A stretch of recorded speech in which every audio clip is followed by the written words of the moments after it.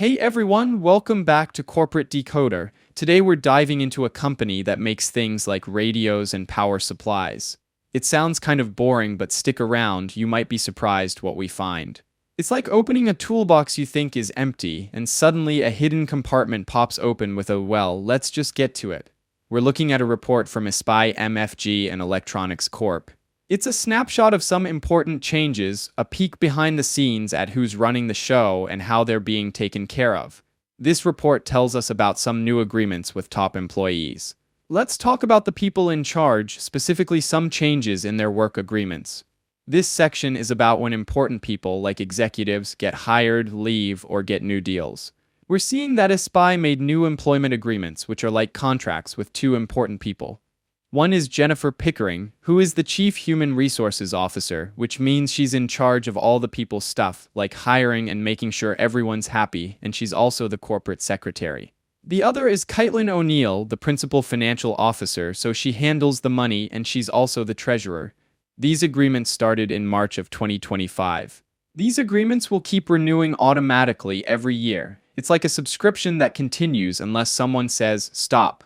That is, unless either the company or the employee says they don't want to continue at least 60 days before the renewal date. This gives both sides some security, but also a chance to change things. The agreements spell out everything you'd expect. What their jobs are, that they'll only work for Espey and no one else, that's the exclusivity, where they'll be working, how much they'll get paid, and the extra benefits they get. But here's a potentially critical point. The agreement specifies what happens if Miss Pickering or Miss O'Neill are let go without a good reason, or if they decide to leave for a good reason. If either of those things happen, they get what's called severance pay. This is basically money the company gives them when they leave. In this case, it's equal to 9 months of their base salary. The document ends with the company's signature, signed by David O'Neill, the Chief Executive Officer. This makes everything official. Also included in the report are links to the employment agreements that spell everything out in great detail. Now let's talk about Espey as a company. They make electronic parts and power supplies, including stuff for the military and for planes. They have been around for a while, since the 1920s. They have a history of working with the US government, and that continues today. They design and make these things in the USA.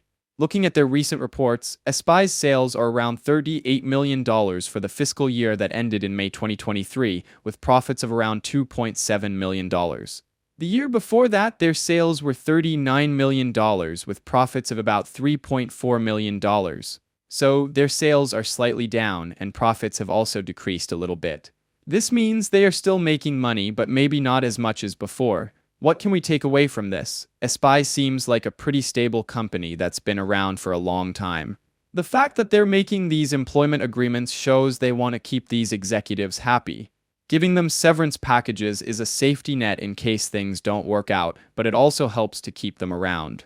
Espey works a lot with the military, and that can be a good thing because the government is a pretty reliable customer. But it also means they depend on the government's decisions. If the government cuts back on military spending, that could hurt Espey. The report talks about the details of employment agreements with their officers. It is important for investors to know because that will inform their investment decisions. Overall, Espey seems like a solid but not incredibly exciting company.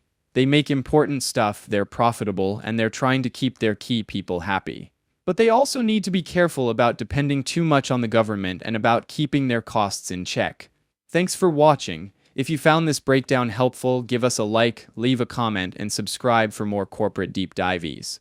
Let us know what company you want us to decode next.